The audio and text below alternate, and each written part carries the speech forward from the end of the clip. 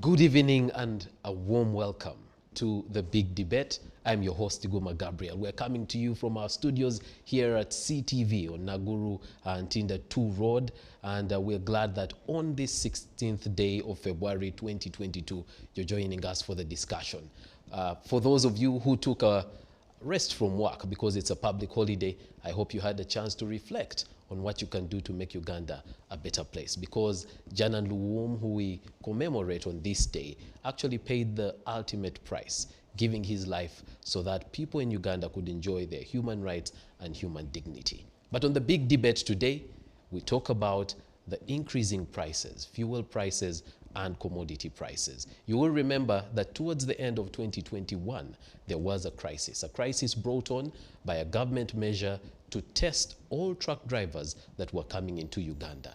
It caused the truck drivers, especially coming through the Kenyan border, to boycott and therefore not cross into Uganda. In a very short while, the fuel pumps managed to run dry and the prices went high.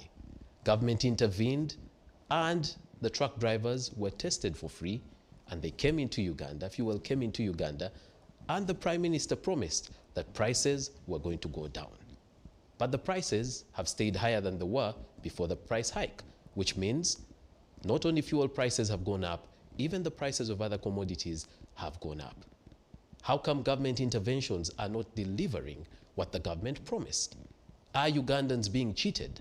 And does government even care that commodity prices are too high for many Ugandans? That's what we discuss on the big debate today. Let's meet our panelists.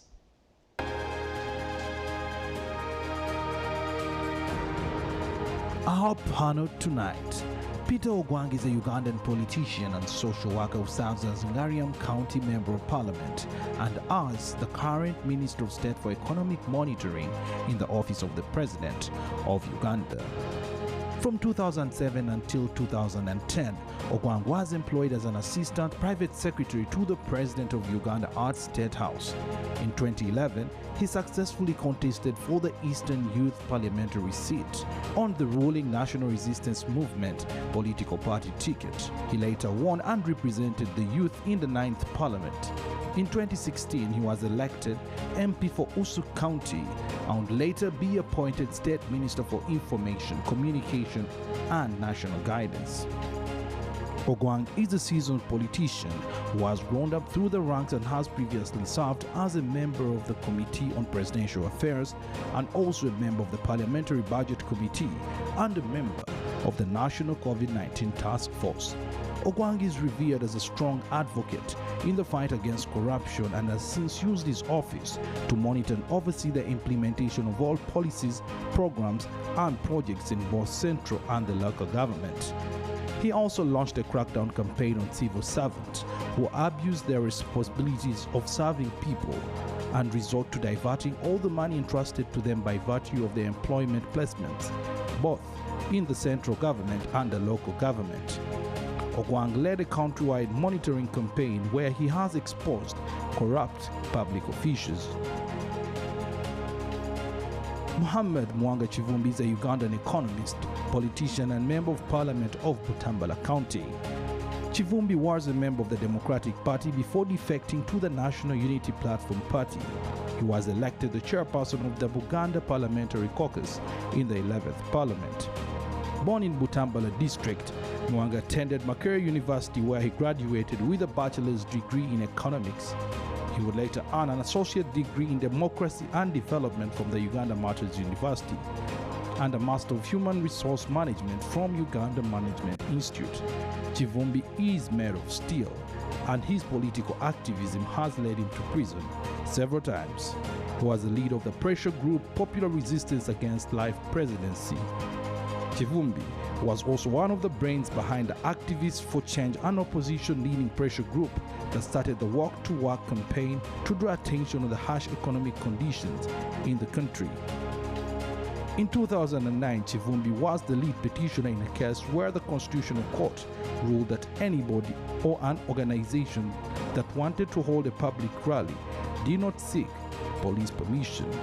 Honorable Muwanga Kivumbi now holds the portfolio of Shadow Minister of Finance Planning and Economic Development.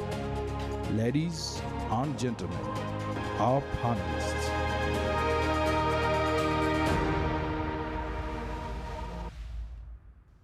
There you are. Those are our panelists for the big debate today. And even as the camera goes over to them, you'll realize that the two gentlemen took the public holiday seriously. They rested, and it is reflected in their dress code. I'm looking overdressed today because of two guests. But, if we could just start on that. As you remembered Jan and Luwum, what did that mean for you today, Honorable Ogwang? Of course, first of all, I want to thank you, my brother, and I want to thank also my brother, Honorable Muwanga Kivumbi. I want first to put this clear to the viewers that I don't remember the last time I was hosted on studio. Ever since I left ICT, it's the first time again I'm appearing on studio. And such a privilege that and it's such here a at privilege, CTV. of course, at CTV. And I want to begin by thanking the management of CTV. It's for those who have not been here, maybe let me also advertise for CTV that please, you can come around. It is true, apologies, I've come late because I've been in office working. As you're all aware, on 26th, which is a week from now, we shall be launching the parish development model. As the presidency and officer of the president where I am in two pillars. One on mindset and community mobilization, then on governance and administration. So today I was attending a meeting on governance and administration right from 3 o'clock up to 8 p.m. So as far as this day is concerned, I have still worked. I have not rested. But apologies for my dress code today, which of course next time I'll also try to dress like a minister or a member of parliament because you're overly dressed. But for today, really, I want to thank all our people who have celebrated, of course, the death of Jan and Luwum, whom we all know was an Archbishop of Church of Uganda. I'm proud, as one of the Anglicans, I had been invited to attend the function, but I couldn't make it. But we all must accept that he died for the cause, and let's all stand strong and walk the talk. That's my message to the people of Uganda. I thank you so much. All right. Honorable Kivumbi, Honorable Peter Ogwang leaves it at walking the talk. Yeah, I must also, I've not met Honorable Ogwang for quite some time. We used to work together in the budget committee, and he was my boss as a commissioner. A fairly good man. You can imagine, fairly good man. I'm saying a good man. At a very personal level, he's a very good man. I also took it that actually, because it was a public holiday, difficult to dress the way, and I also tender my apology. Maybe I should have dressed like a shadow minister. But a shadow for me passes. The day is big because days of this nature are days to sit down, introspect, and then affirm our commitment, recommit and say, okay, those were dark days, never again on our watch should these kind of actions happen. So in the aspect of introspection is to look at the world around us and see whether we've done any better. I strongly believe the biggest room in any house is the room for improvement. The space out there always is always to work to extend frontiers. They said Democrat has 3 things to do in a lifetime. Where democracy is absent, you work towards establishing it. Where it is already established, you consolidate it. Where it is already consolidated, you improve it. No room for you to be on the negative trajectory if you're a Democrat. So it can't go without saying that even as we celebrate the Archbishop, we have all these pictures on the TV, horrible, of Kakwenzi, of so many. We still have missing people.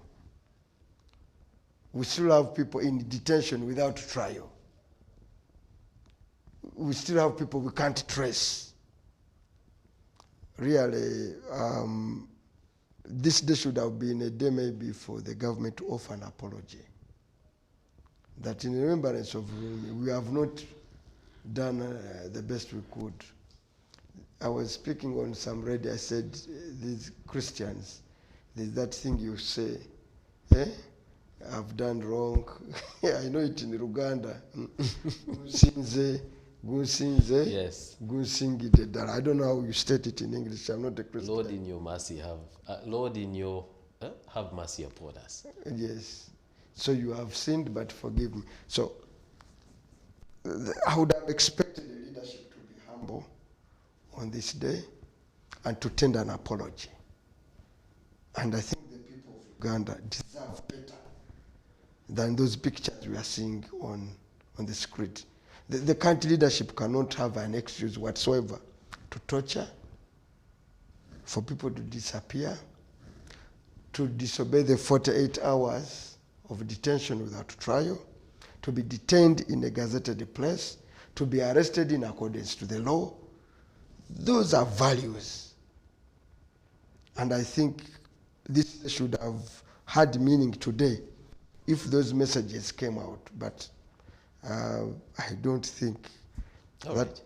Some of those messages actually did come out, but it's not our topic for discussion today. And last week we did actually extensively discuss the issue of torture. You would like to weigh in a little? I want first to make a clarification on some of those issues. Like my brother said, the last time we met, I think was again in a talk show in NBS. We all condone torture. First, I want to put that clear. This government does not make it as part and parcel of its work methods. That I want to clarify. Number two, when we talk about missing persons, I also want to say this, and most times this has been raised, and we have asked the leadership of opposition, who are these missing persons? Have they submitted the list to the security agencies? All right. For them to be verified, or it is the politics? Yes. Because I also want to say this. We come here, we make these statements, which try to portray government as being one which is insensitive, which does not look at issues of human rights, and yet, let's be realistic, that this government is on record. Those people, or those soldiers, or policemen, who have gone against the laws of this country, individually, they are held accountable. All right. So I want that to be clear. Gentlemen, and particularly Honorable Ogwang, but today can we agree that we can do better? Yes, I want to say this, that we can do better, but all state actors and non-state actors, including us, the political class, must be able to say this country belongs to us. Okay. Number two, we must also be able to appreciate that most times they also make mistakes, because there is now a new, I could say, a new way of lives where we are beginning to say, for me to be seen as a human rights activist, a Democrat, I must insult Honorable Kivumbi, which I have a lot of respect for Honorable Kivumbi here. I have quite many people in opposition whom I respect. I value them with high esteem. And I cannot even attempt to begin to belittle him, to insult him, undermine him. By me doing that, then I'll be saying, I'm working within the confines of the human rights, or I'm working for democracy, which for me, we really need to define those two fundamentals. At what point are you misusing yourself than calling yourself as a human rights activist? All right. So let me ensure that we use our time well today, so that in the second segment of the show, we can actually touch on the issues, around how you're handling some of these things in Parliament. In the introduction, I did mention the fact that many Ugandans are feeling the pinch from commodity prices rising, starting with the fuel, crisis, into many other commodities going higher and higher. You know, you can talk about sugar, you can talk about tomatoes, you can talk about cooking oil. Is the government aware of this? And, you know, government that promised that prices were going to come down, you know, seems like you're not delivering on this promise. First, I want to thank the government. I also want to thank the Right Honorable Prime Minister. I want to acknowledge it is true. Some time back, like you did say in our introduction of our discussion here, that we had a challenge of truck drivers. And that challenge was caused by our officials and the Minister of Health.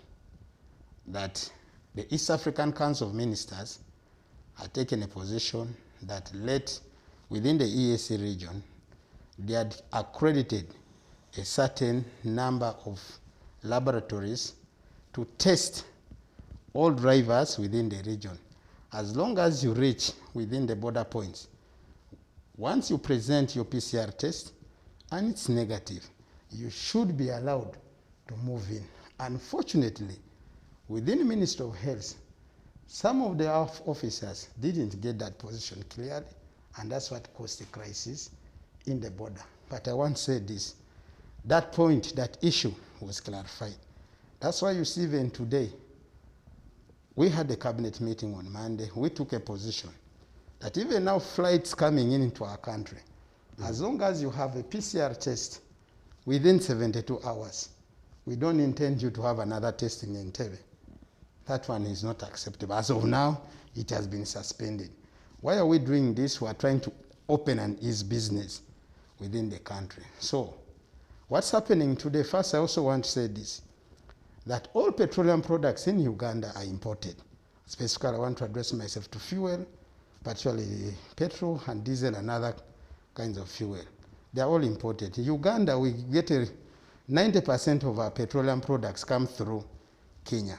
10% come through Tanzania. So what does it mean? That we are a landlocked country which gets petroleum products from overseas. Now, when you come within the country here, there's a challenge which, of course, we're witnessing. As of now, we expect the fuel prices would have reduced to an average, which is worldwide today. I have tried to make a computation that worldwide today, a price of a liter of petrol is meant to cost about 4,400 and something shillings. That's according to the entire world. If you look at a source which is globalpetrol.com. But as of now, diesel, if you make a computation within that website, it's meant to cost, according to Uganda shilling, it's meant to be about 4,088 shillings. But what is the case study at home here? At home here, as of now, I want to take an example of Shell and Total. A Shell petrol is about 5,000 shillings. That's according to Shell. And if you go to Total, it's about 5,080 shillings. That's petrol. Diesel, even if you recall, diesel then, at that time, we didn't have much crisis on diesel. It was about 4,100 and something figures. So what are the push factors driving our local, I could say, suppliers within the country to still continue maintaining a high cost of fuel price? In my opinion, which I want to say this, the question of, we must also accept that we're under a private-led economy where government cannot come in to regulate prices of what? Prices of fuel. That entirely was left out to the private sector.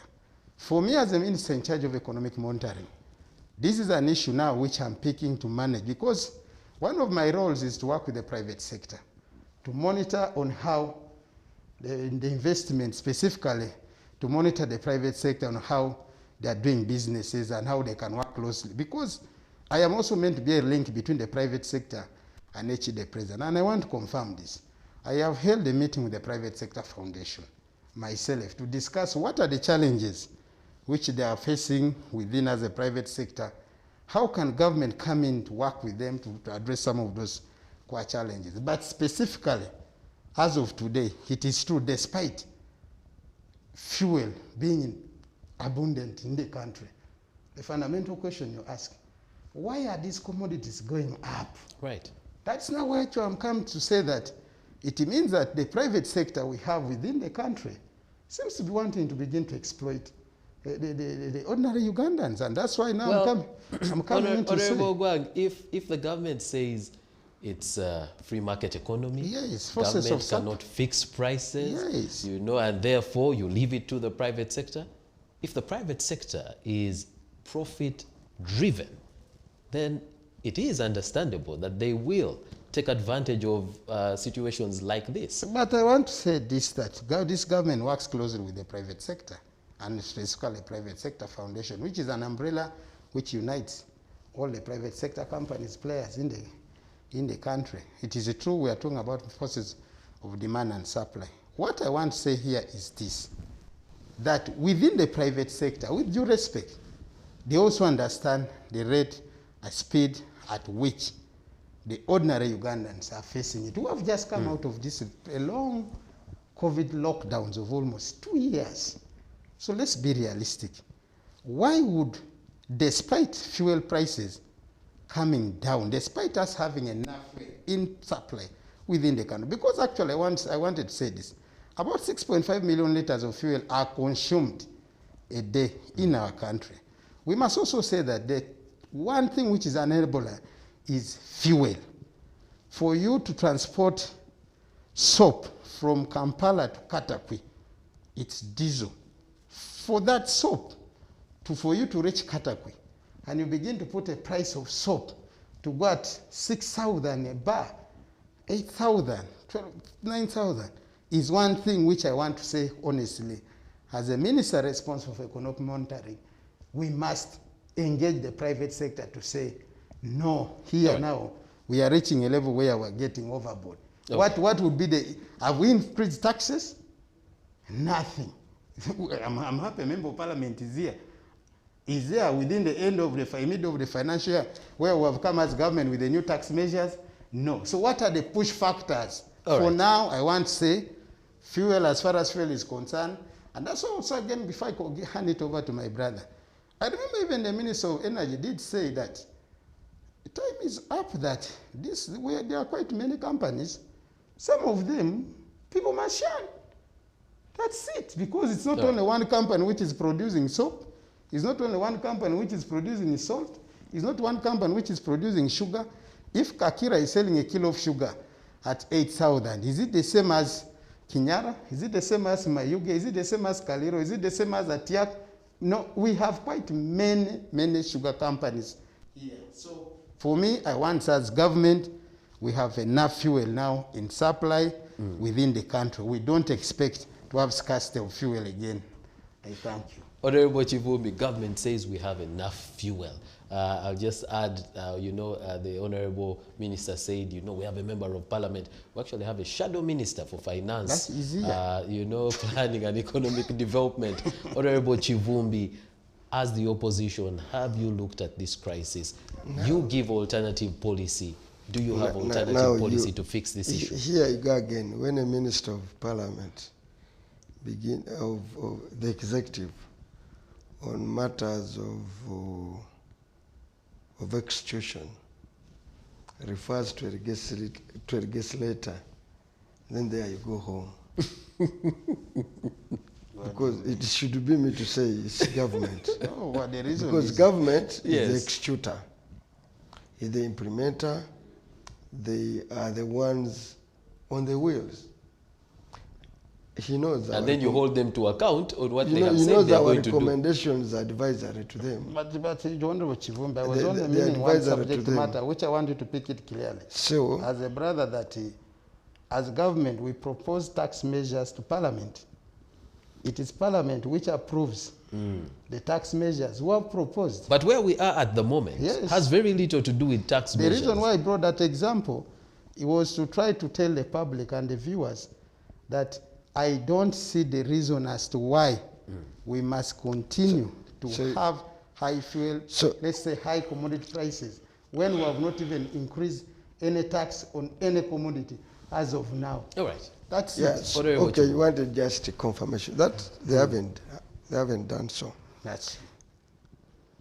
But then you look at, this is an amazing economy. This economy of ours.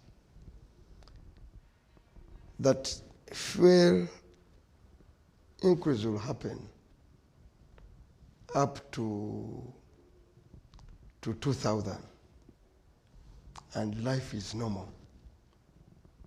That economy has got a lot of resilience. Because ordinarily, that kind of increment will eat into your wage, your capacity to do your work, to perform your function. So there is a miracle where we do our work. Actually, in another country, for it to last a month, it would be a huge economic crisis and a political issue. And there would be some resignations. There would be heads to roll. But the question is, it all boils down to planning and management. Even in a free market economy, government is a regulator. It's not a player, but it's a regulator. And it has many fiscal and monetary policies it can pursue to influence the price of commodities. But look at the mess we are in, a simple mess. Him and me travel even under COVID. Because people have trust in institutions. I went to Turkey at the height of COVID. The only thing the government of Turkey wanted to look at was, have I tested within 47 hours in Uganda? Yes. The COVID test valid? Yes. On our way back, you cannot board a plane until you have tested. Uganda was testing people again. Partly because, one, we can easily come up with fake tests. We have the East African region protocol. If Kenya has tested you, okay, why should you, as you go into no man's land, test again? That means you don't trust what Kenya has done. So this was one, it tested our belief in the East African community and our competence. But my fear also that could have been also a business of people, because testing costed money. Is it 150,000 shillings. $35. $35. $35. 150,000 shillings is what and was the being people converted testing to. were not government people, it was a public facility. So somebody made a kill out of this, and the ordinary person, the ordinary Ugandan, paid the price. Because somebody wanted to make $30, and you know, a truck has two people, normally, a driver and a turn boy. So those are $60. Actually 70, yes, because of Actually, 35. Actually $70. And somebody was pocketing $70 and caused all this economic challenge. But he's also aware that ideally we should have our oil reserves. And we appropriate money. Our fuel reserves Our that fuel have reserves. since been found to be empty, and even the fuel that was available could not even go beyond a week. Go beyond a week. He knows that there is a premium. We must have fuel reserves to last us. Is it 3 months? 3 months. 3 months. In case of, where are our reserves? So these are questions of management. Then the question also, because he wants to roll it over to the private sector, it is say, the private entrepreneur, a good entrepreneur, will look at the law and find, as long as it doesn't commit a crime, he will find to beat the law, to to make money. That's what entrepreneurship is about. Find a loophole and maximize Find profit. the loophole and maximize it. The role of government in this case is to plug those loopholes, to ensure that the private people have nothing to exploit. Now, when they find you bare and find you ill prepared, fairly well organized, fairly disorganized, they are simply enterprising. They're simply taking advantage of you. That's what entrepreneurship is all about. All right. So, for you to call entrepreneurship and you want to summon their patriotism, and so you guys, as you make your money be patriotic, you may be asking them too much. So, for me, this is, and this has not been affecting the economy just because of these fuel prices. I don't know.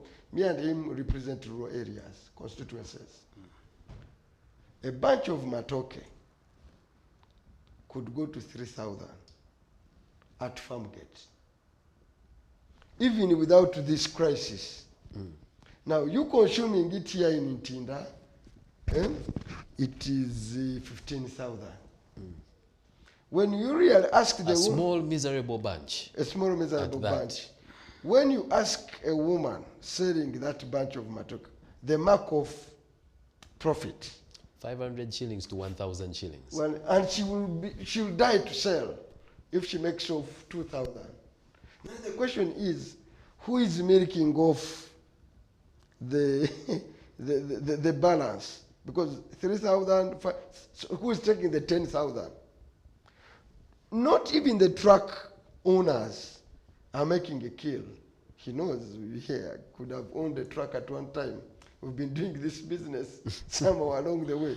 You don't earn money. So the entire bulk of that is the cost of fuel. Therefore, even before this came in, there is a crisis, and it is impeding agricultural growth.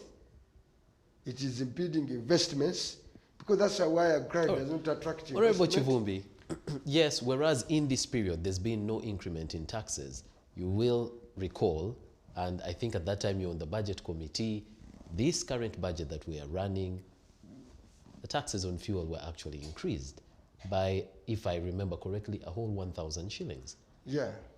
So there was an increment on fuel, but that, no, by the time this crisis came, where he's right, that Yes. increment had come into effect. Yes.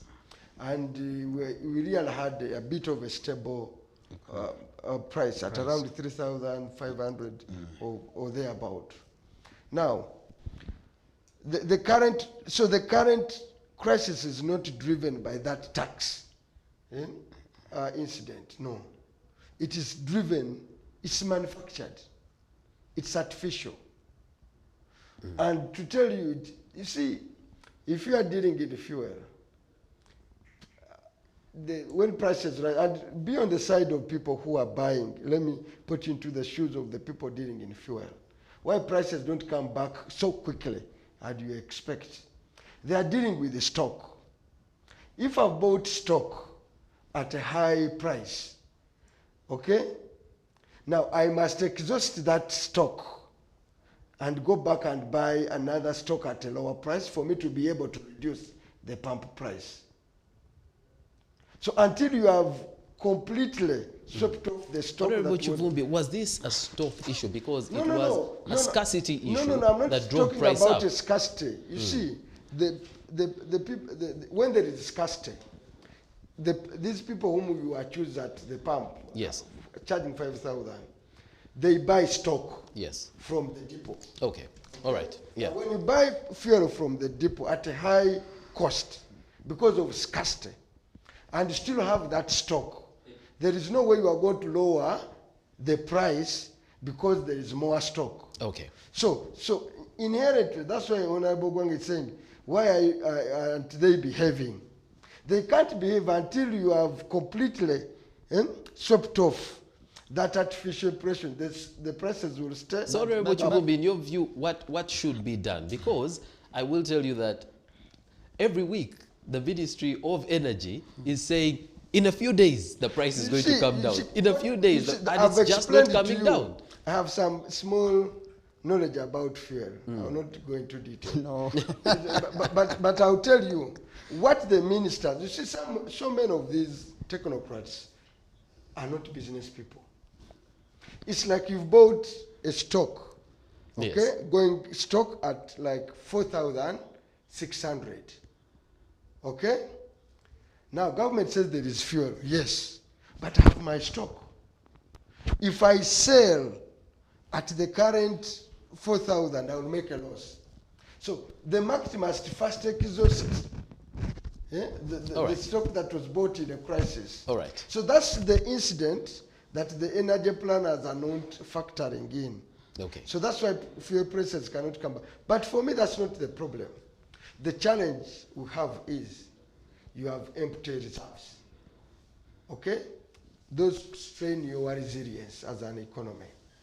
2, somebody made a kill of Ugandans. All right. $70, a private actor.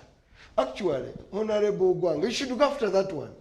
I'm coming to talk about Yes, that. the Minister of Honorable Ogwang Economic said he's Monitoring coming to that. should Let's- go after that one. And what will surprise you, that the people owning that business cannot be the ordinary people. And that's what I was going to ask They are the Honorable big- they are his Gwang. That even as he colleagues. plans to go for them, I hope they are touchable. No, first of They are all, his colleagues. First of all, I would like to make 1 or 2 clarifications.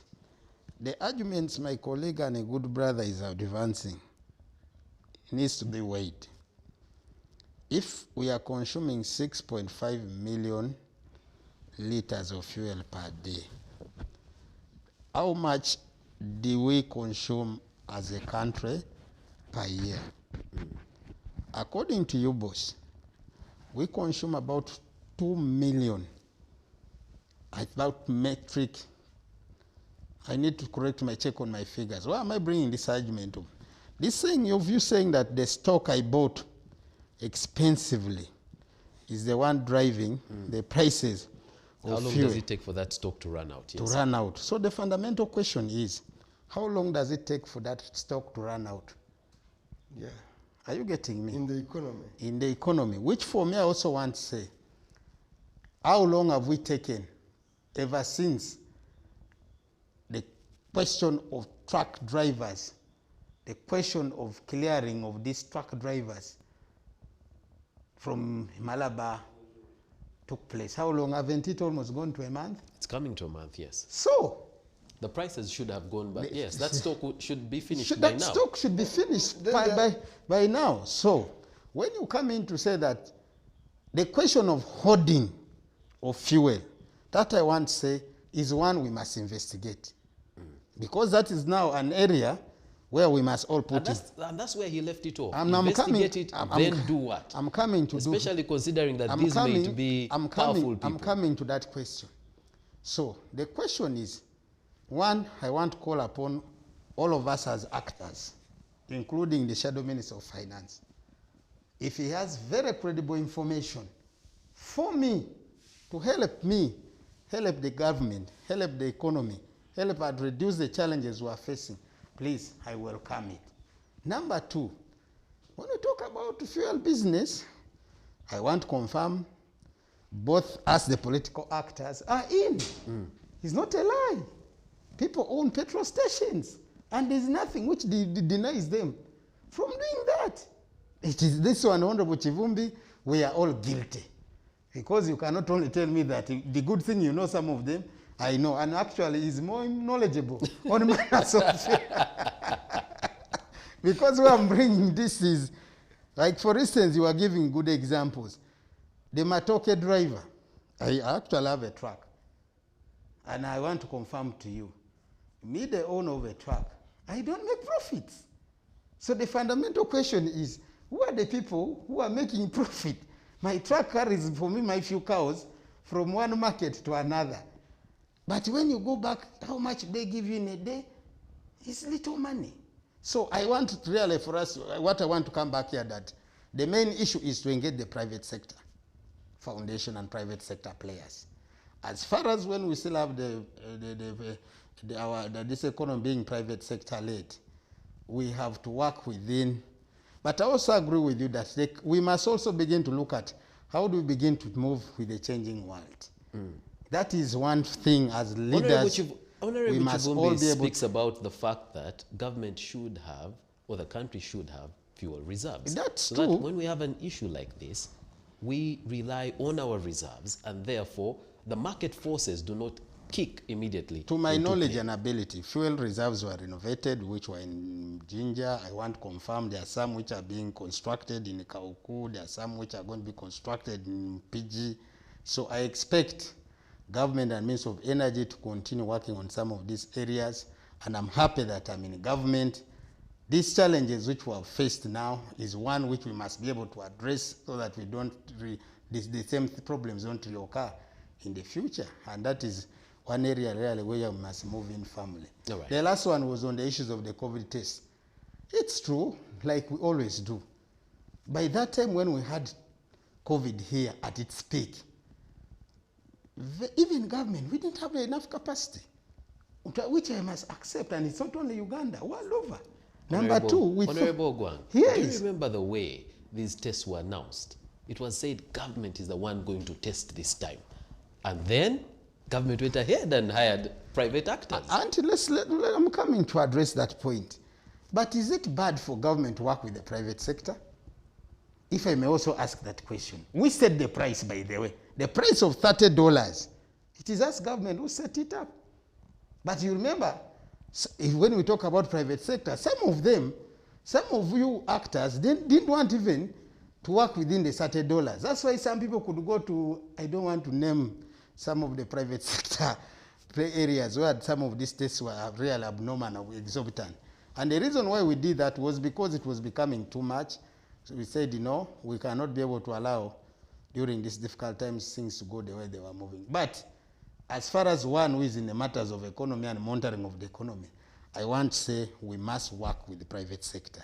Number two, the current challenge we face within the country, I must again say it's my role, it's the role of government to work with the private sector to see how to address these matters squarely. But I also want to say as a Ugandan, it's not fair for a bar of soap to cost 6,000. Yeah. It's not fair for a kilogram of cooking oil, a liter of cooking oil to cost 10,000. That's $3. That's almost $2, which entirely is one which we must come in. And as government is one thing which we shall be able to begin addressing. But I know maybe the chairperson of the Private Sector Foundation or the executive director of the Private Sector Foundation might be watching us here. Please, at least the private sector players need to come and try to save the country. It is actually taking us to a level which might be difficult for us, for those ordinary people who live hand to mouth. This is an issue that actually made its way to the floor of Parliament. And the Minister of Energy was asked to make a statement to Parliament. The Minister was called upon this week to make that statement. It was on the order paper, and the Minister did not deliver that statement, did not account to Parliament. Does government even have this issue under wraps? What I want to confirm here that government is concerned of these issues, and if I also want to thank my colleagues in Parliament for raising it up, the Minister of Energy will be able to come to Parliament and make a statement, because that's our role as executive. We must be able to answer some of the issues which come from our people and particularly Parliament. I thank you. Honorable Kivumbi. Yeah, no, it all speaks about, there is a young man who made a statement and said, when he was speaking in local language and said, the danger with this government is like a missed call. When you say hello, hello, hello. Is there anyone there? Kivumbi, that is really, I want to say that we have rules here for this kind of, for this debate. Because Honorable Kivumbi, at the end of the month, that government you're saying missed call, puts money in your account, you don't say hello, hello. So the government. First of all, me and Kivumbi are in government. When I want to say is a member of opposition. And I will tell you, I will tell you that whereas this statement was being demanded, if it was brought, Kivumbi and his colleagues were not going to be there to discuss it. But we will get to that. What I was saying that Harry Truman said Yes. that the buck stops Yes. with me. Ultimately, the private sector is not in charge of this country. Yes. We never voted the private sector. We voted the government. And one of the, actually me as a member of parliament, you know we take different oaths. You are aware? The president takes an oath that has an element to do with the welfare of the people of Uganda. He commits to ensure an improvement of the welfare of the people of Uganda. Okay? As a member of parliament, my oath, by the way, does not include an element of welfare of the people. You know the oath we take. I know. Local government leaders take an oath separate from members of parliament. I don't know whether people of Uganda monitors, they know the difference of those oaths. Me, I take an oath to protect, uphold, is it uphold, protect, and defend the Constitution. The Constitution. The president, after taking that other, takes another oath, makes a pledge. The private sector is not on oath. That I can answer. So, its absence when people call it is the test of this time that makes a government essential. Not in terms of a plenty, it is in terms of crisis. This is when real leadership counts. Quick, you are talking about a minister, the chief executive. If it happened in another democratic country, the president every day would be at a presser. But I want explaining to citizens who are shareholders, because you see, when the prices of essential commodities go up, you cheat everyone, or everyone makes a loss. Now, for people out there to say $70, somebody pockets it, and it's just normal. So exceptional things in this country are now passing for normal. We are setting a very low bar for how we review our government. And for me, this is a crisis. We have set very low standards. We are like pygmies. But first of all, we are like pygmies. I want first in Parliament, where both of you sit, you actually hold government to account. You see, government should not be held to account. Sensible government should self-account. Why? Because of the social contract with because of the, not even the social contract, it's beyond social contract. You've asked for a mandate. You've decided to take it up. Don't give us private sector, people making a profit, blah, blah, blah, blah. But you see, which private sector is actually you? Ogwang, you're going to come. Yes. Which private sector is actually, he knows, is actually part of you. But that's why Lee Kuan Yew said, for any country to develop, it starts with the emergence of an enlightened elite, not just political elites, across the board. Therefore, me, my call, the very absence of this one is lack of leadership. It is incompetency. And it's not only in fuel. You've seen today, I was answering some newspaper, okay, it was a Monitor. They were saying Auditor General, who was reporting, Auditor General, 20 trillion of borrowed money is not used. You borrow money you can't use? Even at a personal level, you will be ridiculous. But you go out and take a loan, they give it to you, and you don't use it. You keep the money, and you the keep interest the money, starts to accrue. Now you begin to pay interest. And we know what that has meant for our budget. Let's hear Honorable Ogwang, because if you did it at a personal level, you would be a fool. But let me first answer. I don't know if government does it. Let me first answer Honorable Kivumbi. You know, Honorable Kivumbi is here trying to think that government should begin to come up with begin to control prices of market forces of demand and supply. Because if you're saying, no, please, I've been listening and I want you to listen carefully. It is true the president takes an oath. It is true we all do. But it's also true that running an economy is not like running our houses. We must acknowledge this fact. All of us are players as far as these are concerned. When we're talking about matters of fuel prices, I did give you that the whole world, as of today, I have given you an estimate of how much the cost of a liter of fuel is concerned. I can even calm it down to the region, within the EAC region also.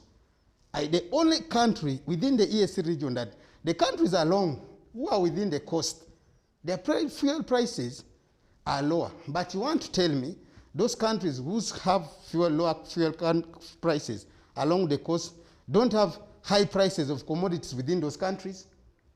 That pedestrian argument becomes also a problem there. So for us who are landlocked, I have also justified to you that the reason which I acknowledge as government, it was a mistake by some of our technocrats in the area which made us to have a crisis within that time.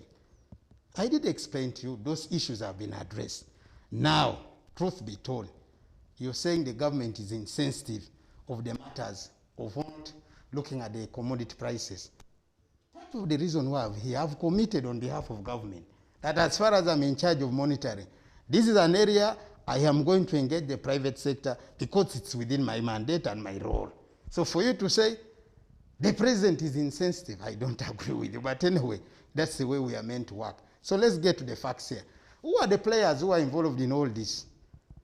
You know, sometimes we try to push as if it is the only government people who are involved in the private sector. No, including members of opposition. I could even say that we can go to some of the petrol stations, which are known to be those of opposition. Will you get them being cheap? Will you get the fuel prices being cheap? You can't. They're the same. Even if you go to some of their markets, big stores in town where they are running, will you get a commodity of some of those? Honorable Ogwang, I totally hear you. Yes. But I think a point he makes that yes. is that the government has a mandate, has a responsibility to Ugandans. And therefore, if the prices of commodities, especially necessities, go up, the buck stays with the government. And the government should play an active role other than entirely leave it to the private sector. That's why I want to put it on record here. Maybe I did not mention it clearly, and I want to repeat. I am a Minister of State in charge of economic monitoring. My role is to link the private sector with the government. I want, on behalf of government, to commit. I am going to meet the private sector and find out the following. What are the push factors which have driven the cost of soap to go up? I need to do that, and that's my role. Number two, what are the push factors which have given the price of fuel to go up despite us receiving this amount of fuel per day? Why should fuel its cost be up? That one I'm committing, and I saw an oath to advise the president as a minister. So when you begin to say the president must be able, as far as the social contract with the people is concerned, I don't agree with that. It's my role. It's the role of Minister of Energy. We must work together. It's the role of Minister of Finance to handle some of these issues. All right. And Honorable Ogwang, we have seen you actually go round and hold people to account. I hope on this fuel issue. I am more dangerous. By the way, I'm coming to on that part. By the way, I had a meeting with my technical people in office, I think a week ago, and I did specifically address the issues of the economy. That because I advised the president on matter, an independent advice on matters of economy, I told them, leave alone with what finance does, leave alone with what I have that mandate. I told them we must begin to make a lot of research on issues which are affecting our economy, and we must be able to give an independent advice to the president on the way forward. I think there was also an issue which Honorable Kivumbi raised. Was it about what? There was something which I had picked, but... Yeah, but Mr. Ogwang. Yes. All right, very quickly, because now we have to take a break. Very quick one. But Mr. Ogwang, you know you've been going after cows. I've seen you. By that you mean chief administrative officers. Yes. CDOs in the districts. Go after these test and fly Maybe let me answer those you ones there. that have been pocketing $70. Let me answer you there. Actually, you brought, I've now remembered, you brought the issue of why the executive, I want to address myself, the MDAs, they borrow money, they don't spend the money. As a country, we begin to pay interest. First, I want to say this matter, we have discussed it as cabinet, and actually, some of the responsible officers, there's been impunity in government. That I want to say this clearly, that there's been impunity in some of our technical people, and we are going to address that matter. So the question you've raised, I'm going after smaller people, it's not true. I have a blue and black letter which gives me powers, which I'm beginning. I'm building, I've entered in a sector, in an office. I found it there. I have asked for additional technical people. The president has put it in writing to direct me to begin carrying out quarterly performance reviews on each sector. So when you tell me about going down there to get cows, I want to put this on record. When I'm down there, I look at all programs of government, both central and local government. I don't only target. When I enter a district like Butambala, there are central government projects in all ministries which are implemented in Butambala. It is not that central government projects are at mass. No, like for now I want to put it on record. I am meant to begin with the Wakiso and Kampala as a city on 21st. I am checking on the entire government. Kampala, capital city authority, is under central government. Honorable So Honorable the road. Gwang, So when I'm when down you start there, that, I hope you will come to the big debate and we will talk listen, about. Yes. When I come to the central government, first of all, I am going to reduce the audit queries which Honorable Kivumbi is talking about. I am going to reduce them because the mere fact that I've been in that area for just 6 months, there's a feel. Okay. And I want to guarantee you... Gentlemen, we need to take a break. No, when we return from the break, Honorable Kivumbi, we will begin with you and then we'll wrap up this topic. Please stay tuned because the conversation continues after the break.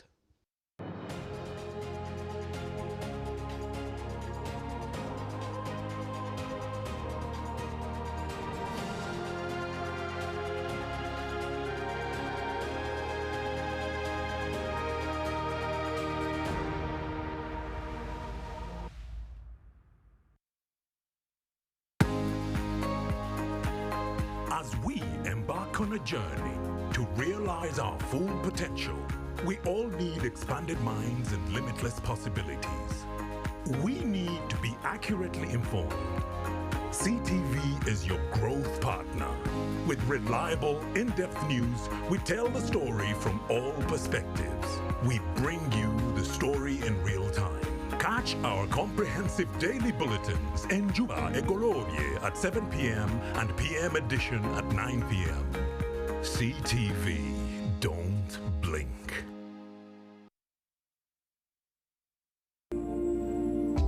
Start your day fresh with TV unlike anything you've seen before. Wake up with Sunrise at Sea for your daily dose of freshly cut stories, trending online discussions, self-care, and constructive conversations. No topic is off limits. Watch Sunrise at Sea every weekday at 7 a.m. Now showing on CTV. Don't blink.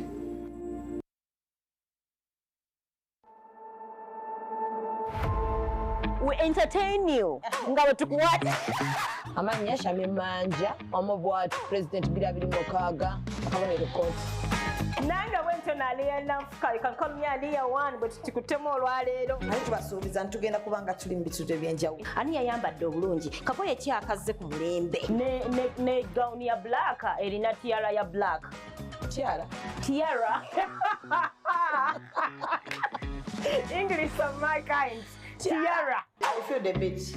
You feel the beat? Yeah. Olwokuba bakuta ekigero oba feeling the beat. Show bagiyita situations ko ground. This is a buffet kyagala kyolyako. Beerako ku CTV totemya. Don't blink. Now showing on CTV. Don't blink.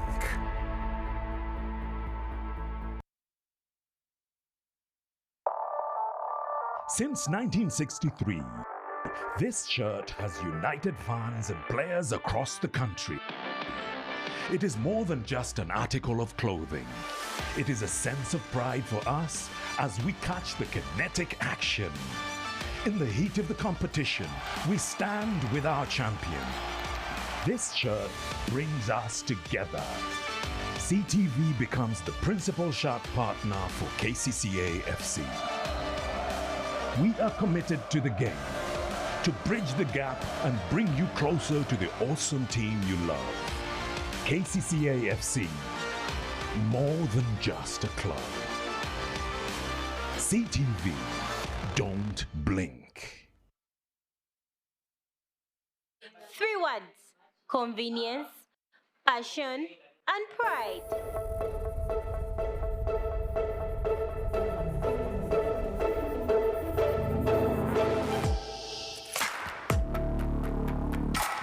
Introducing the KCCA FC app, made for you to interact with the best football club in Uganda, giving you the latest news, transfers, membership options, merchandise online shop, match ticket booking, and fan zone instant messaging. To download the beta app, go to Google Play Store on your Android and search for KCFC. Download the app, sign up, and voila, you're in. Yes, the app is only available for Android users. iOS users, we are coming soon. The KCCFC app, inspired by you, made for you.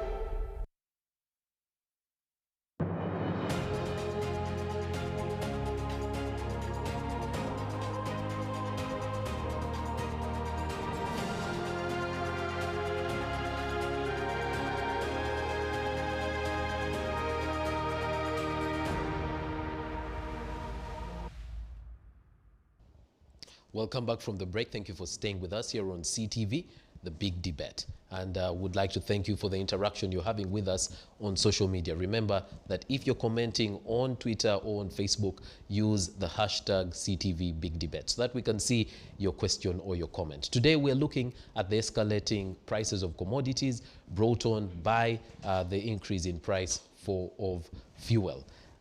I would like to read a comment here. Somebody said, you know, petrol stations charging 5,000 shillings. This was what was advised by the Prime Minister. And I remember actually when she said, you know, no one should charge beyond 5,000 shillings. I went to my Twitter account and said, Prime Minister, people are going to charge 5,000.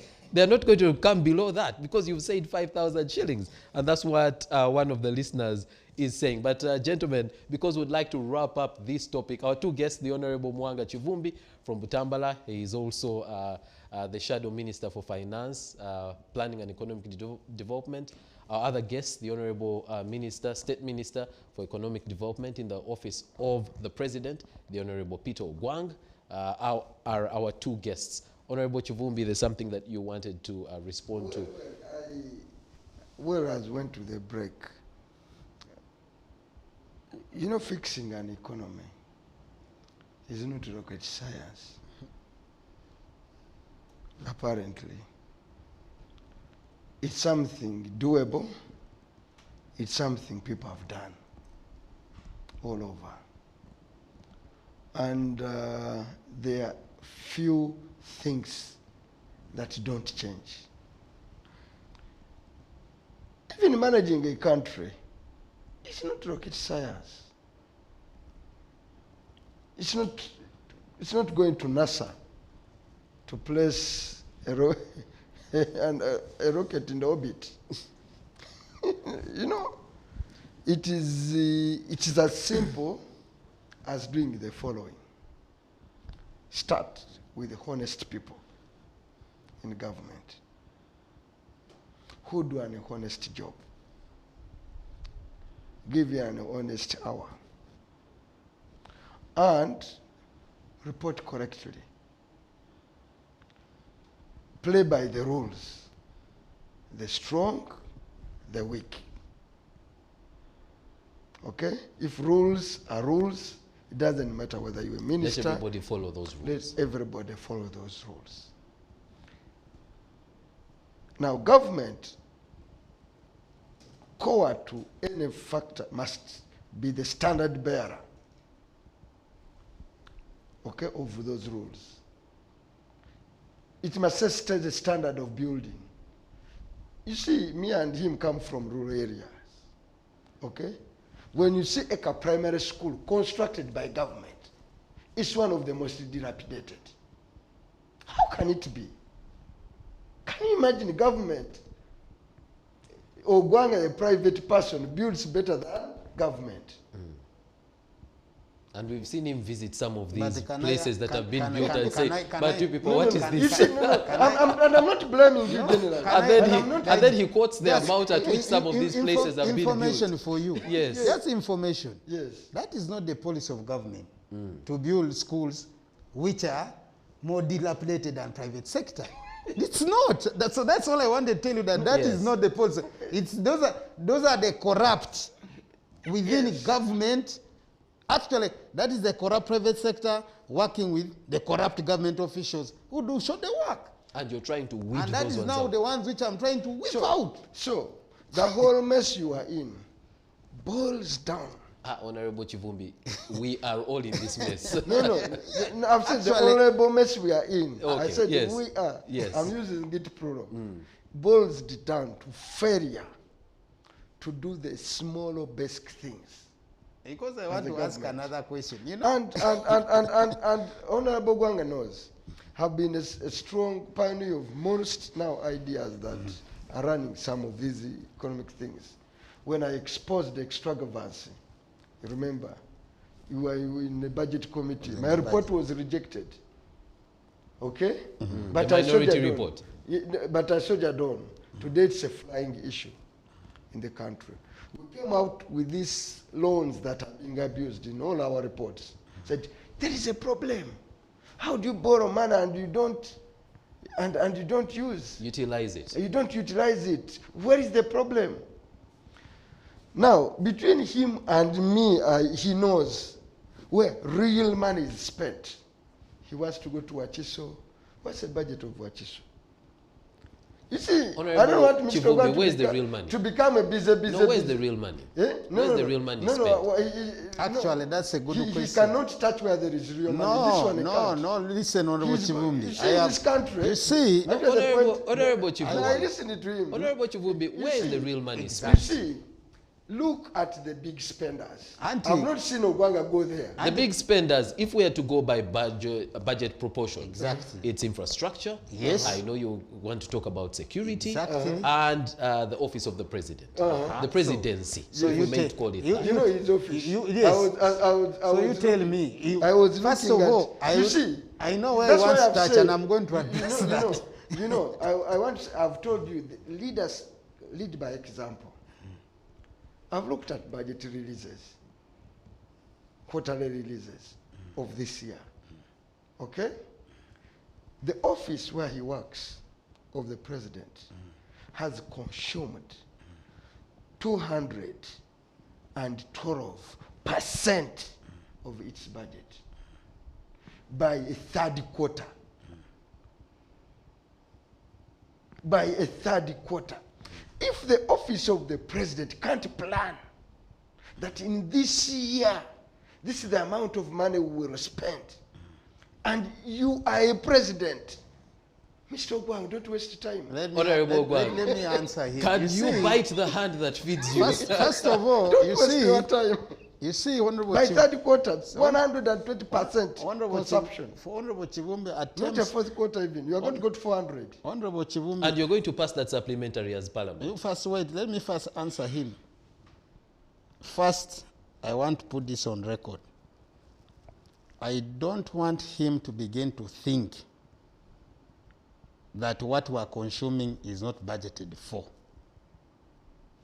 It's here. It's not.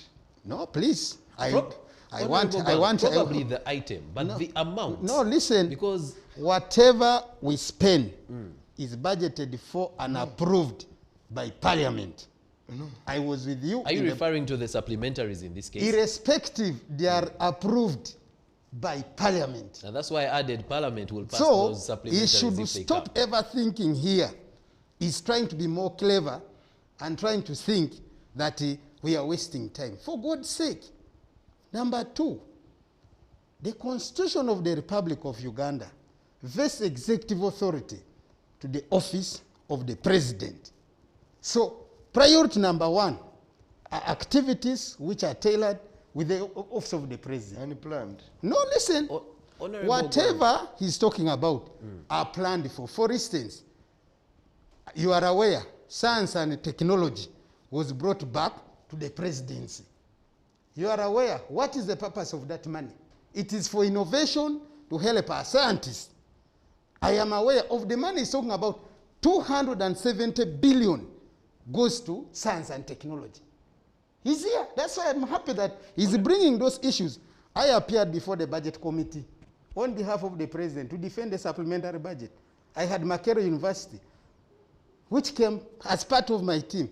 I had issues of Kira. These are the issues which I'm recalling. Are these projects not visible, are not seen?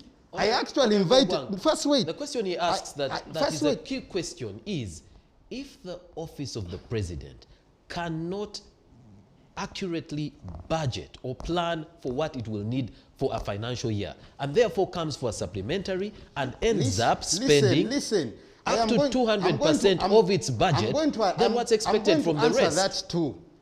When Minister of Finance gives us IPFs, indicative planning figures, they give us less what we have budgeted for.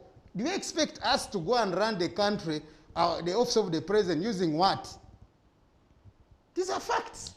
So you use you live within what you've been given, knowing we'll come back to supplementary. So should we close the office of the president?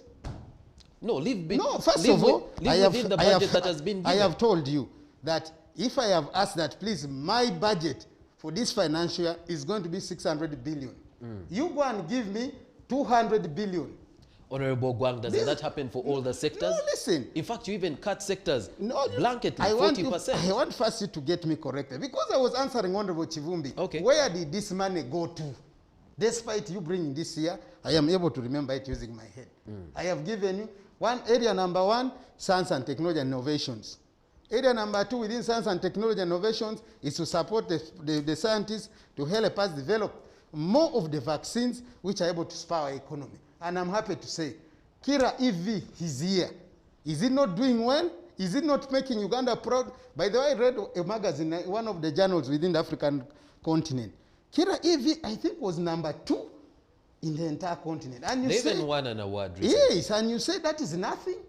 Who is bringing such innovations? All right. So number 2, let's go back to the issues of the so-called what again? Supplementary. Honorable Kivumbi, you know very well that ministries come and make their budgets. I wish you could support that. We all have the budgets made. We all have money given to these ministries. And then you come and say, okay. All right. Let's go back to the question that Honorable Kivumbi asked. Yes. Because as you know, your office now focuses on economic monitoring in Wakiso and Kampala. He says that's not where the money is actually spent.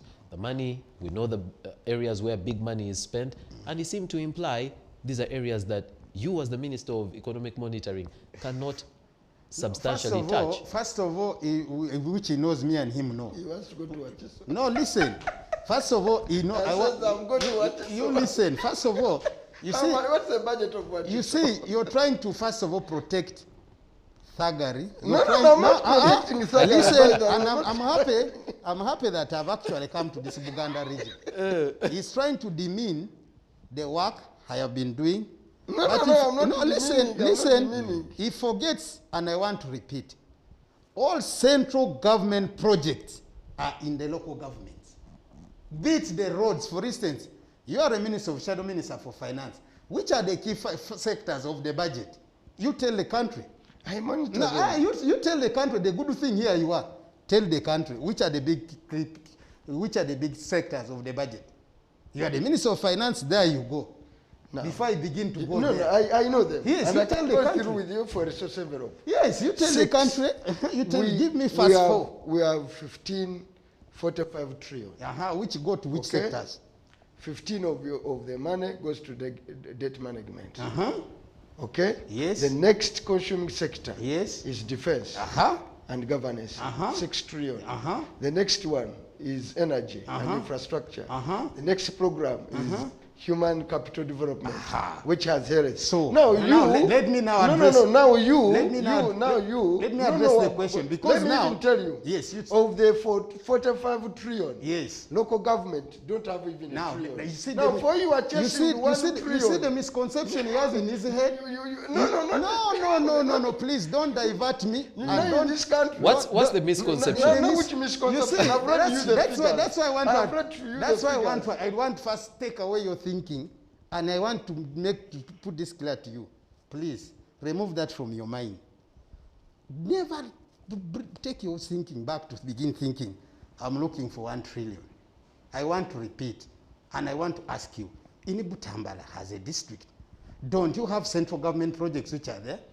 Are they implemented at the district? No, that's even if they. So you go after a cow and a CDO.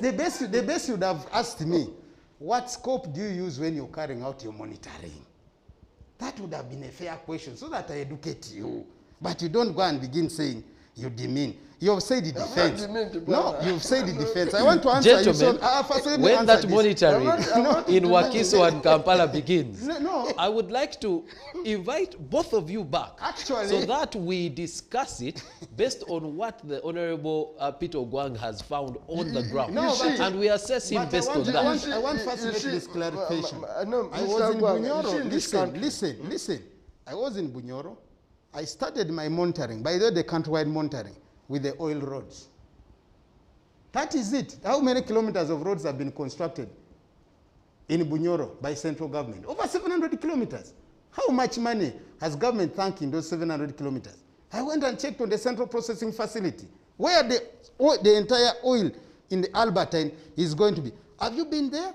I've been there. So do you know how much work is taking place? I went to Kabale International Airport. So when I get to those areas, don't think I'm looking for chicken thieves. No, but even if you are a chicken thief, should you be permitted to misuse public funds? You are the one who is saying all the time I'm looking at the law. Even a chicken thief, is there any provision in the laws of this country which you say you should abuse public funds? I want the shadow minister to tell me. No, my honorable colleague, you see, in this country of ours, if you steal a phone at the park, you'll be licked and possibly beaten to death. If you go to the park and they know you go to a village and you know you've stolen a billion or two, they'll give for you red carpet. We live in this country, and I know this happens every day. We witness it. Churches line up again with you, whatever, you are the big man, they'll give you a front seat. This happens. The only thing, I'm not undermining the small interventions. I come from a background that believes, start where you are. Okay? Use what you have, do all you can. Even if you start with the CDO, okay, who is corrupt, a message goes through that there is zero tolerance. A coin stolen is stolen. That's where I come from. Now, and I'm not, you know where you came from when you even came to the budget with the request, said, Mr. Ogwang, they give you money. You are doing some work. I've even told you I want you in my district. Interestingly, even the president praised him for the work that he's doing. So I'm not about.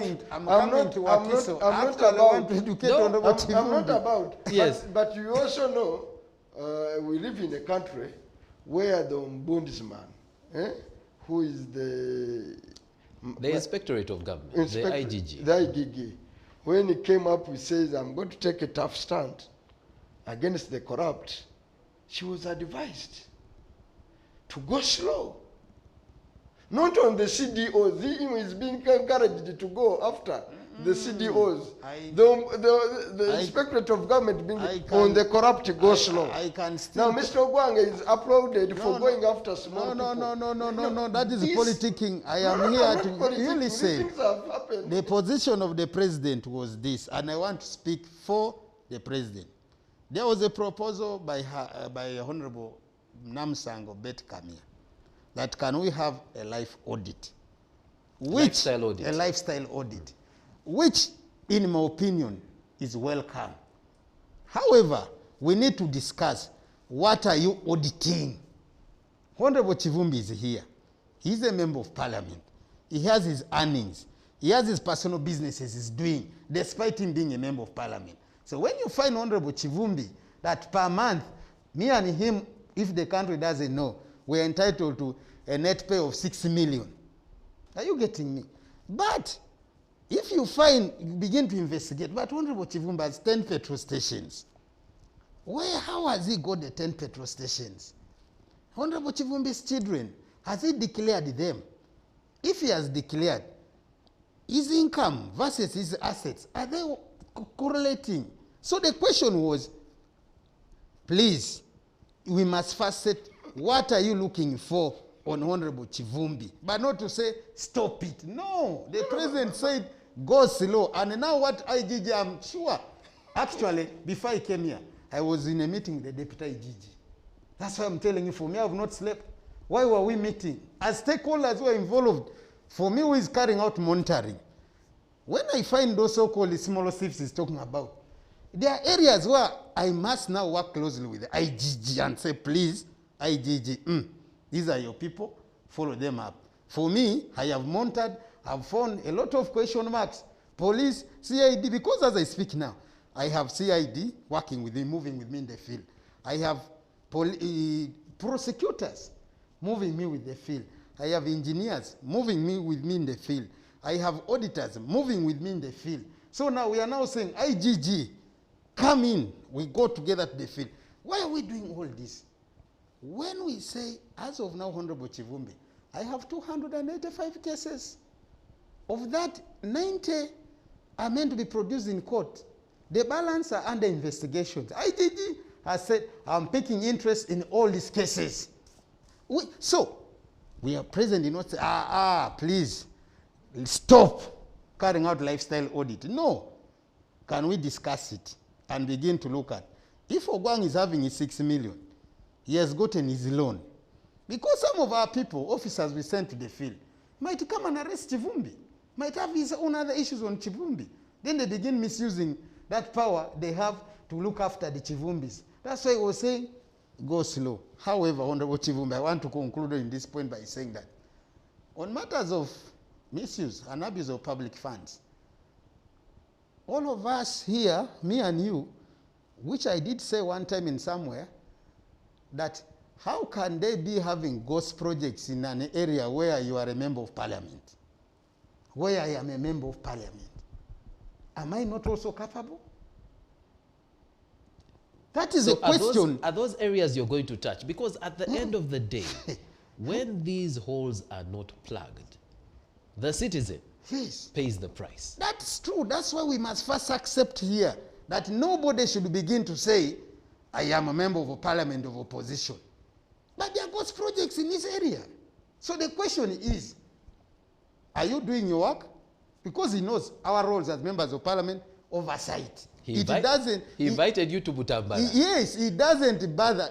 Did it need me to begin moving out for him to invite me to Butambala?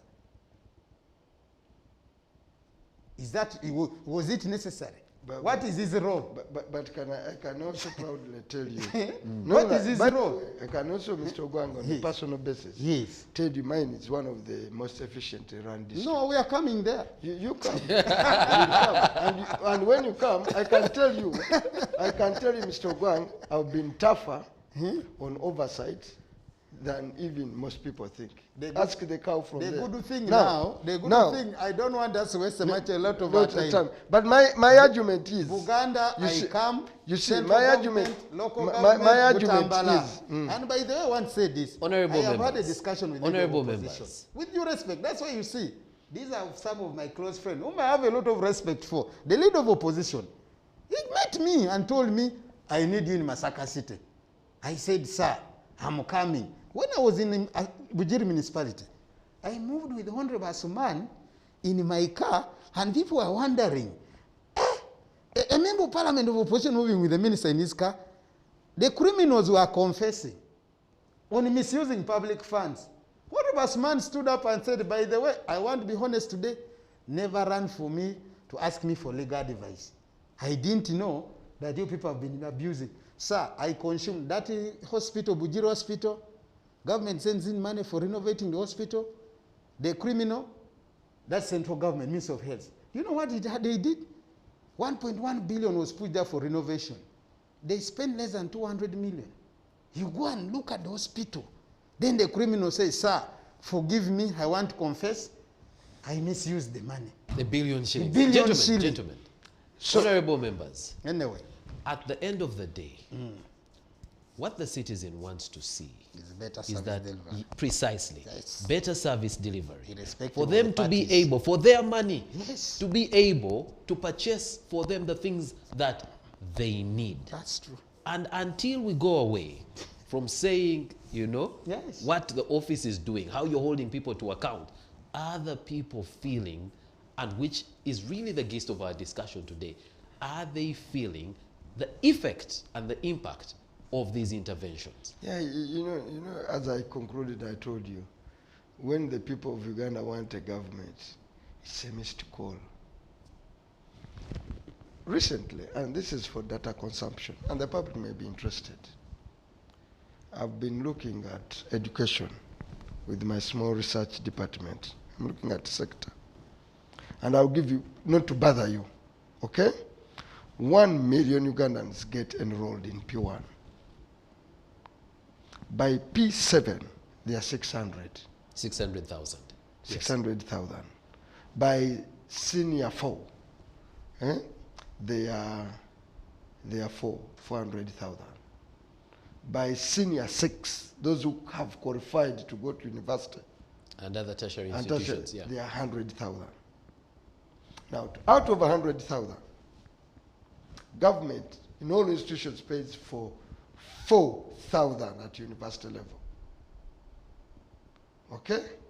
Then loan scheme is 1,500. Okay? Diploma, government pays for 6,000. A total of 11,000 out of 100. Now, 888 something is left in the hands of poor people to pay fees. That's why they sell land. Okay? That's why they take huge loans. Now, a government of that caliber, and I've given you the data, by the time they reach tertiary, they are only 100 out of 1 million that you are looking at. Even out of over 100, you are able to only go for 10,000, 4,000 for government, 1,500 for nani. I've told my boys, come on, give me all this data, give me all this research.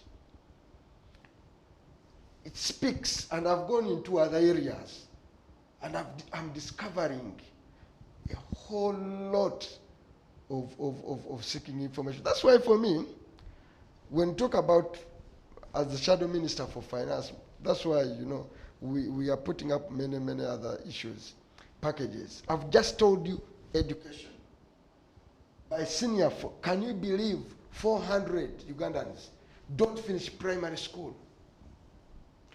By senior 4, 6.6 million Ugandans can't reach senior 4. By the time you go, it's 100,000. Now, look at that kind of data. Maybe I need to... So the information I want the public to know, because we've talked about sensitivity, how do people feel government? All these stories we talk about here, people don't feel it. Ogwang, you're a member of parliament. Okay? Yes. You've been elected twice. Yes. Me and you know. Not twice, 3 times. I'm now getting this my 3rd time. This is his 3rd time. And that is the same to him. Okay. No. Truth or false? No. You both joined in the 9th parliament. Exactly. Yes. But still it was the 9th parliament. Okay, let's speak to that. You know, Ogwang, what our phones have become part of government. You must buy an ambulance. You must buy a tractor. You are, the MP is an invited guest on every function. Now, if people of what the people of Uganda want you to know. You see, I'm coming to where the crisis is. That's why of late I'm completely sold to the idea that the current political economic arrangement simply cannot answer our challenges. But you see, and for me, so what would answer our challenges? Like our challenges, you need, and I'll be honest with you. Yes. You don't only need political reforms. You need a complete reorientation of the way we run this country. I've told you where the money is. Okay? Where Ogwang wants to go, there is no money. Honorable Ogwang insists that. No. I told him where he wants to go and become busy. But you see, let me first. All right. And let us remember that at the end of the day, what we are talking about here is that the citizen should feel these interventions. But first of all, but look at education. Does it shock you? My brother Iguma, let me first give you this. You see, sometimes I really, first of all, I thank the president and the 1995 Constitution. Because that's why our brother here will take I don't know when, anyway, it's not in the near future. They are opposition. My meaning of opposition is they're an alternative government. But fundamentally, I wish you could invite them here to come and give the alternatives they have for people of Uganda to understand. This pettiness, we posture here. But truly speaking, where is the alternative position of education for opposition? Honorable Ogwang, if I may ask, yes, don't they give alternative the good thing, let me be honest with you. We have given them the Constitution, the Administration of Parliament Act recognizes opposition. There's a leader of my very good friend, and I respect. Maybe now that I have him there, because I have a lot of, maybe now that the Honorable Kivumbi, but even then, a fundamental question still I pose. We are now how many, first wait, you are speaking, I was listening. How many months have we been in this government? We are now how many months ever since we were sworn in? We are 6-7 months in power. So the fundamental question is, while despite you carrying out that well-elaborated research of yours, which still I might not agree on the figures, because I have also to go back and ask Minister of Education, what are the figures? However, if the figures, in case they are correct, what are the factors? They're actually very close. Yes, they're very close to what are the factors? Official figures. Okay, as an alternative government, where is the alternative policy? Maybe me who is in government, I might say, okay, let me also. I will tell you what part of their alternative policy has in relation to education. And just as, for example, they've been pushing the central government to do school feeding, because that's part of what's causing many to drop out of schools. They have been pushing for inspecting the schools. They've been pushing for increase of the capitation grant, so that the schools are actually able to absorb and keep these people in school. And my brother Iguma, that is what you're speaking as a journalist, but I don't think what you're speaking as a journalist is what I have on black and white. So that I go to the parliamentary library, as a researcher, as government, that okay, this is what is there. I have been with him there. Honorable Kivumbi, between me and you, let's be realistic here. Is it there? I'm happy today you are a shadow minister. Even if we go to the Minister of Finance, why himself is a shadow minister? Okay. What is the alternative of how this economy must be managed? Actually, I think one of the reasons that's why Honorable Kivumbi became shadow minister for finance is because even when he wasn't, he used to bring alternative proposals that were in But relation you know to the that he's finance under sector. National Unity Platform, which is a leading opposition party. But We would Mr. want Yes, these things. yes, Honorable Kivumbi. No, Mr. And I need to add that actually it was intentional that we were actually going to speak about Parliament in the second segment of the Actually, show. we need to And go it's to good Parliament that there. we've segued into Yes, that because Honorable Kivumbi, even as the opposition, has been given, he mentions in the Administration of Parliament Act, there's all these, roles and privileges that the opposition has. You've been criticized quite a bit. Because how long for are we going to politicking, yes, lamenting. and even the strategy that you've taken on right now for boycotting Parliament for 2 weeks has been, cast with a lot of criticism in relation to, you're doing this for political gain at the expense of your people because, Parliament continues to discuss very important things in your absence. And by the Kivumbi, as he comes in, and Honorable Kivumbi, I have a lot of respect for you, really. And the Kivumbi, is just there being pushed to some of those ideas. Those are not, that is not Kivumbi's thinking. Even let's wait and hear what he says, but I will tell you that at least what I have seen as a journalist, Honorable Ogwang, what I have seen as a journalist is that their strategy has actually worked because you are listening to them and there are some concessions that government seems to be making. Honorable Kivumbi, yes. You are a bit insulting to say that the Kivumbi can be pushed. Kivumbi can No. First of all, let me tell you this.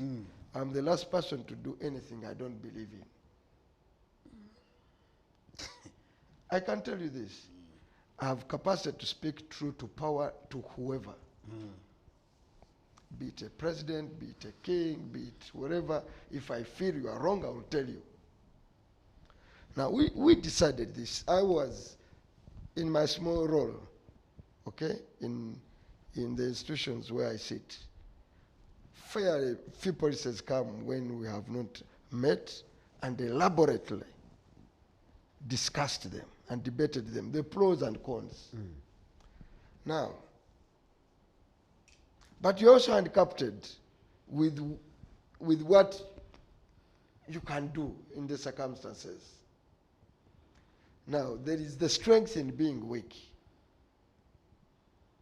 Because once you are weak, then you can elaborately come out with a strategy.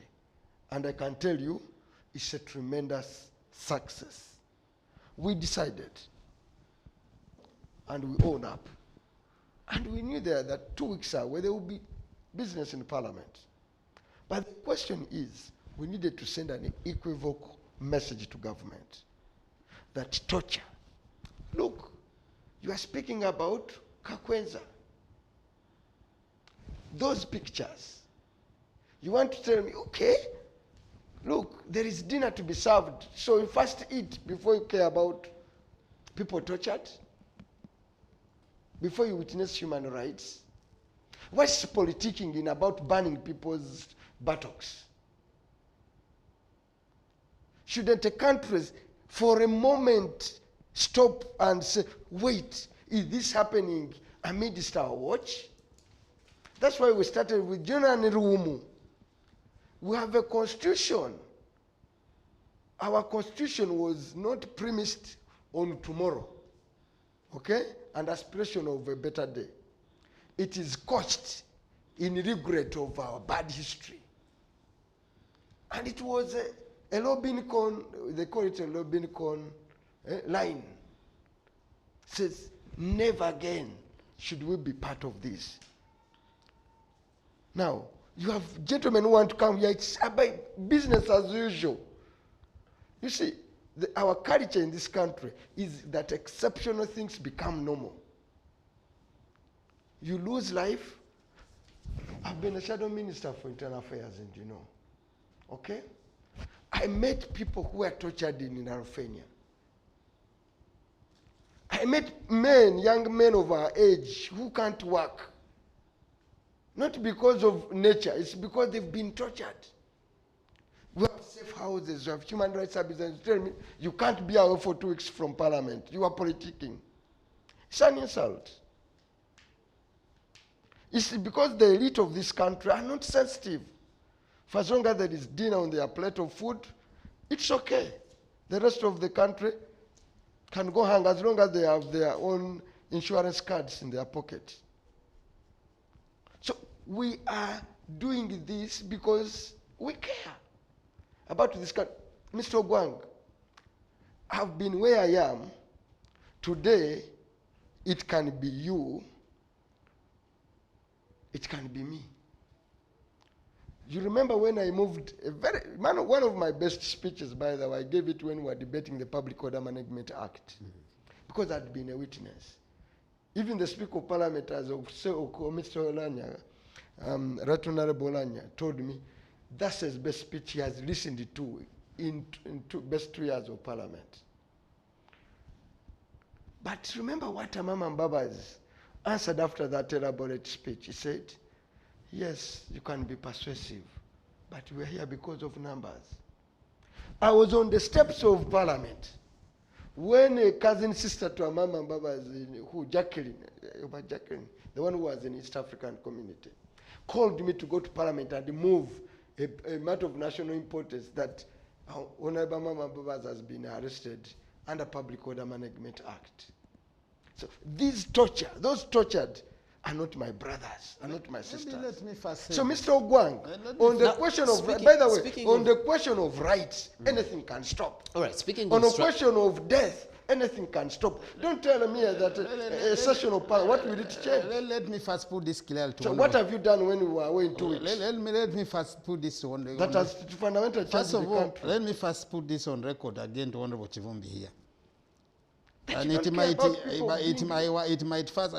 want to say this. There's no policy of government which says people must be tortured.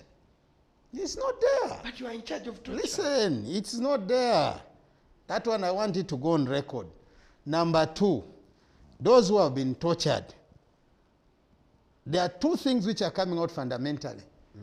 And this is one area where we must all accept to face it as it is. For instance, the talk of the town and everywhere is Kakwenza, Kakwenza, Kakwenza, Kakwenza. There's Masereka as well. Masereka, name them. I have, you first listen. Yes, I was listening to you. Yes. Kakwenza was arrested to the information I'm getting. Because first of all, I was not prepared to debate on this because I would have carried out research. To what I have, Kakwenza had been arrested twice. What is the cause? With due respect. And this is now, it's a new, I think it's a new wave. That for me to be famous, for me to be known, for me to be seen as a human rights activist, for me to be seen as a Democrat, I must insult, specialize to misuse the law on cyber that comes on the Misuse of Computer Act. I must insult people.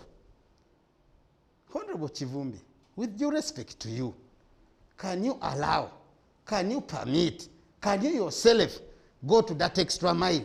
All right. Honorable Ogwang, I'm coming there. If it is true. I'm coming to that point. First of all, let's take it that it is true. Because first of all, he did insult. No, first, I'm coming to that point. Please, torture? I'm coming to that point. Now, when we say he has been tortured, fundamentally, we are saying, okay, if Kakwenza has been tortured, who are the people who tortured Kakwenza? Are you getting me? Because as far as I'm concerned... Because you stated that government's policy is no torture. Exactly. That's government's policy on those who torture. That's why now I'm saying, if it has been tortured, the question is, they've been out. Honorable Minister of Justice and Constitutional Affairs came and made a statement to Parliament. Now the question, which for me, which for us as government were saying, we're investigating, who are the people who tortured Kakwenza?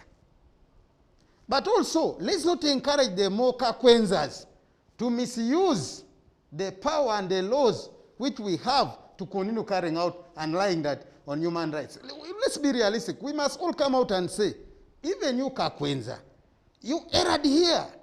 Even the torturer has erred. That is what we must be discussing. So for you now to come and say, I am here, we are continuing to torture this and this. Now come about Masereka.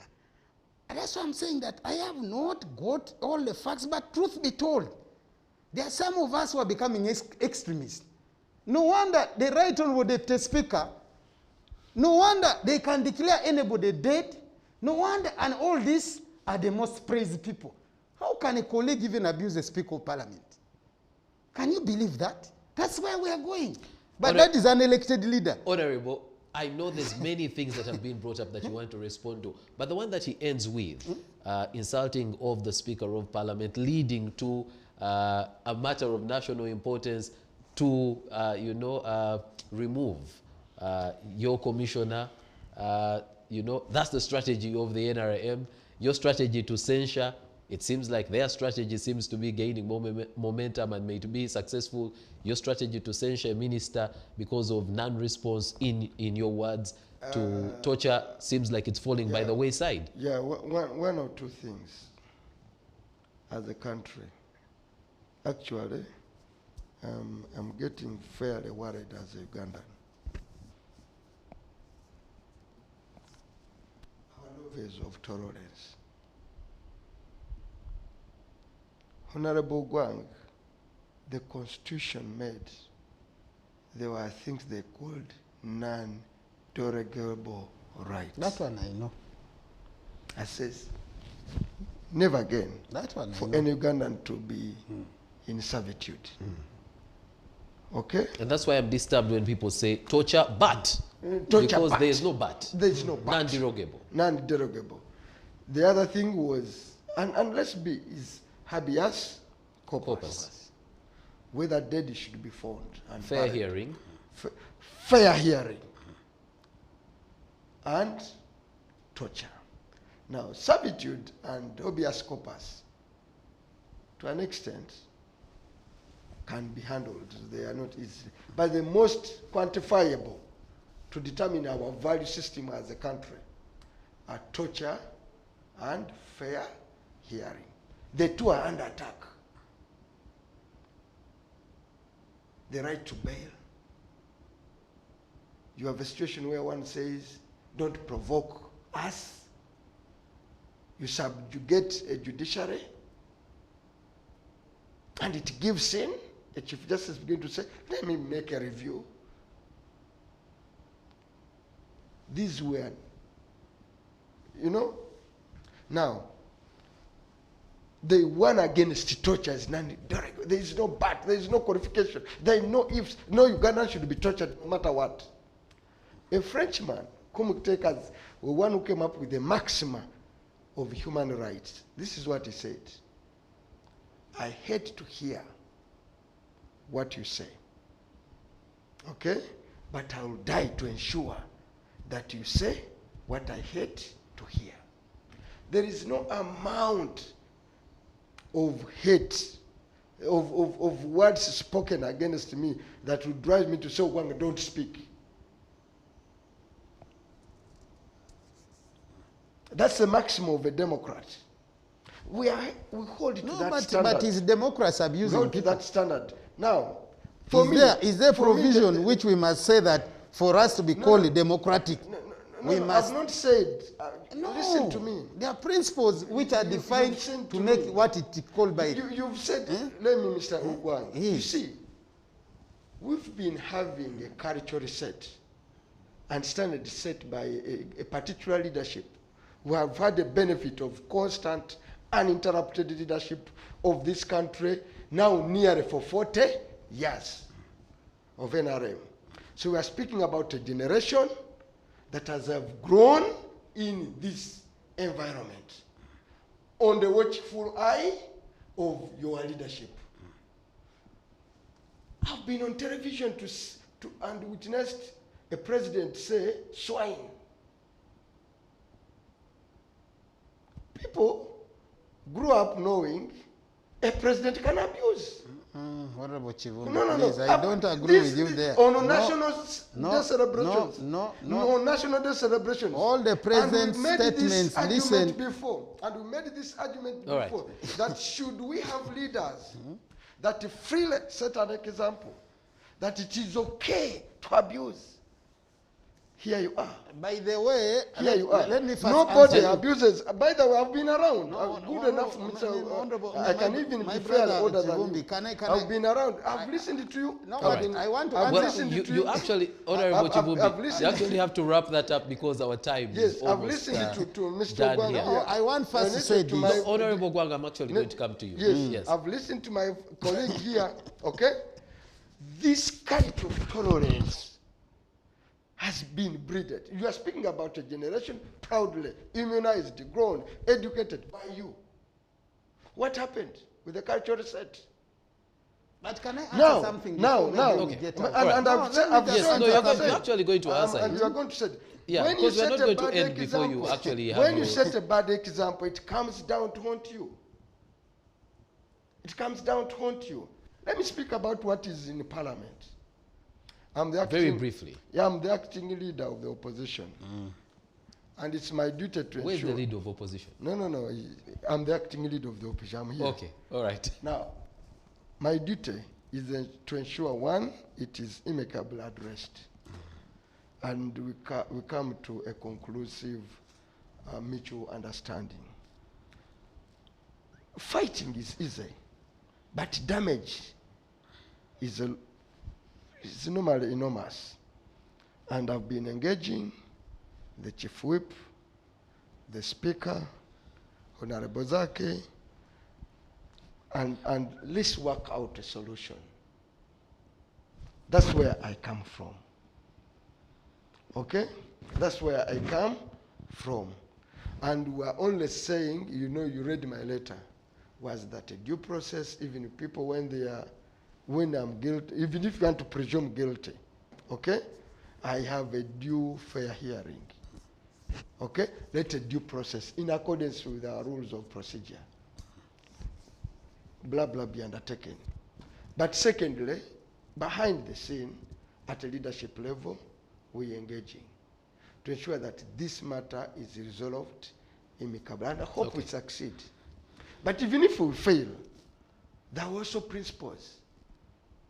You know, because I'm reading a group, I'm fairly not at liberty to be as a free thinker on this one. I strongly believe I'll be able to handle this carefully up until when the law comes back. Okay. And my view is that we have taken the logical step. I think the tempers are coming down. But let's promote a culture of tolerance. Even in politics. All right. I've We ever been need to annoyed hear- with the Ogwang here. We have ever quarreled. First of all, We need to hear from Honorable Ogwang because we really have to end yes, in I have been, first in of about all, 2 minutes. on issues he raised fundamental about the head of state, I once said this: if there's any leader who has been very, very tolerant to us, the people of Uganda, and I want to repeat, we shall live to remember, is Yoweri Kaguta Museveni. If there's a leader who has been insulted by all kinds of people, and they live here, they go to their homes, it is only in Uganda today, I have not heard of a refugee. I have not heard of people going for seeking, maybe it is just those who want to leave your country on purpose of trying to look for ways of surviving out of Uganda.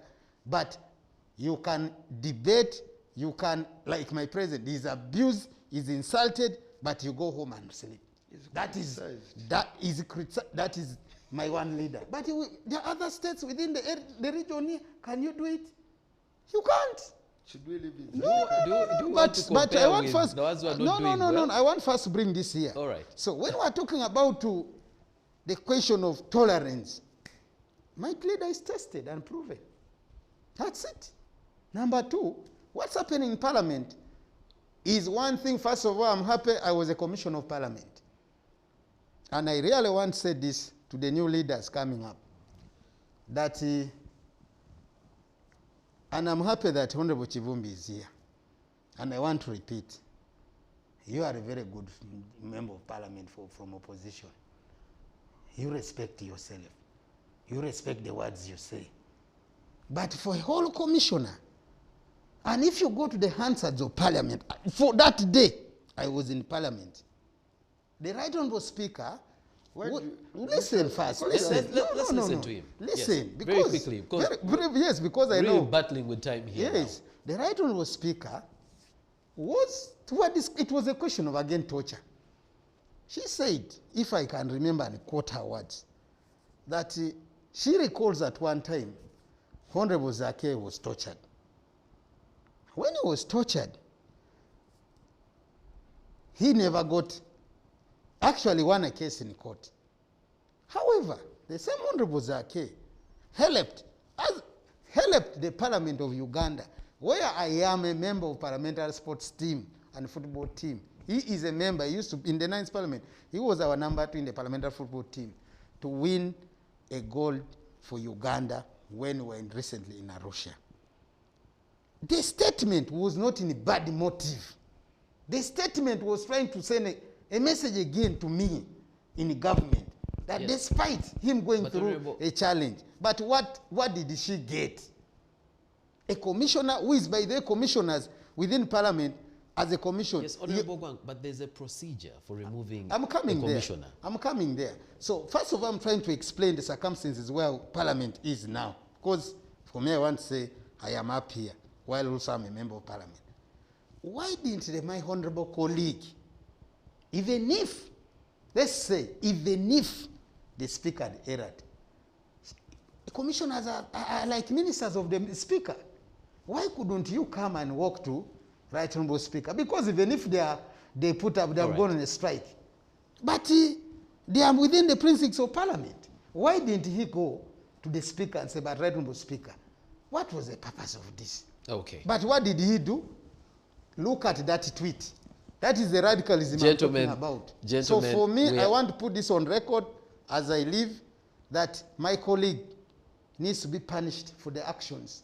Because we are leaders today, we are leaders tomorrow. All right. And we must work within the rules of Parliament and the rules of procedure. We have to bring this to a close, not because we've finished discussing what has to be discussed, but because we are out of time. And we've got to respect your time, because this show ends at midnight.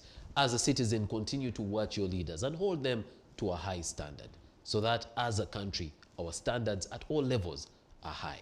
From the big debate today, I'd like to say good night, God bless you. Until next week when we have another edition. I'd like to thank our guests, and to you, our viewer, you make this show and the rest of our programming.